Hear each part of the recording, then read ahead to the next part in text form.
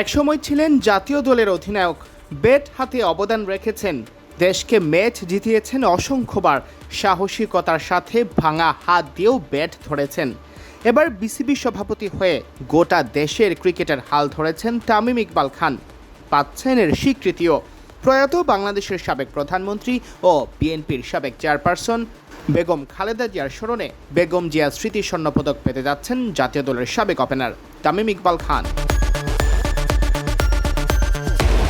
এই পদকের নামকরণ করা হয়েছে আপসহীন দেশনেত্রী বেগম খালেদা জিয়া স্মৃতি স্বর্ণপদক 2026। শুক্রবার এক সংবাদ বিজ্ঞপ্তিতে এই তথ্য জানানো হয়।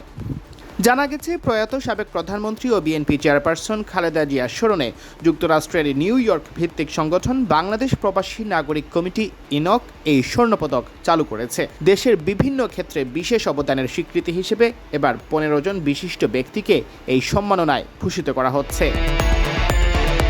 বিসিবির অ্যাডহক কমিটির সভাপতি তামিম ইকবাল ছাড়াও গণ্যমান্য অনেক ব্যক্তিবর্গ এই পদক পাচ্ছেন। এই তালিকায় আছেন সাবেক আরও এক অধিনায়ক। তিনি বাংলাদেশ ফুটবল দলের সাবেক অধিনায়ক, সাবেক গোলরক্ষক ও বর্তমান ক্রীড়া প্রতিমন্ত্রী আমিনুল হক। এছাড়া পুরস্কার প্রাপ্তদের তালিকায় রয়েছেন বিএনপি মহাসচিব এবং বাংলাদেশের স্থানীয় সরকার, পল্লী উন্নয়ন ও সমবায় মন্ত্রী মির্জা ফখরুল ইসলাম আলমগীর, বিদ্যুৎ ও জ্বালানি মন্ত্রী ইকবাল হাসান মাহমুদ টুকু, মহিলা ও শিশু বিষয়ক মন্ত্রী ডাক্তার AJM জাহিদ হোসেন, প্রধানমন্ত্রী তারেক রহমানের উপদেষ্টা মাহদি আমিন ও ইসমাইল জবিউল্লাহ। এছাড়াও এই তালিকায় রয়েছেন বাংলাদেশ সংবাদ সংস্থার ব্যবস্থাপনা পরিচালক কামাল উদ্দিন সবুজ, মায়ের ডাক সংগঠনের সানজিদা ইসলাম তুলি, সাহিত্যিক ডক্টর মাহবুব হাসান, সাংবাদিক আশরাফ কায়সার, শিল্পপতি ডক্টর আবুল কাশেম হায়দার, ব্যবসায়ী আব্দুল হক এবং খালেদা জিয়ার ব্যক্তিগত সহকারী ফাতেমা বেগম, যিনি বেগম জিয়ার সাথে কারাবাসে ছিলেন দীর্ঘ সময়।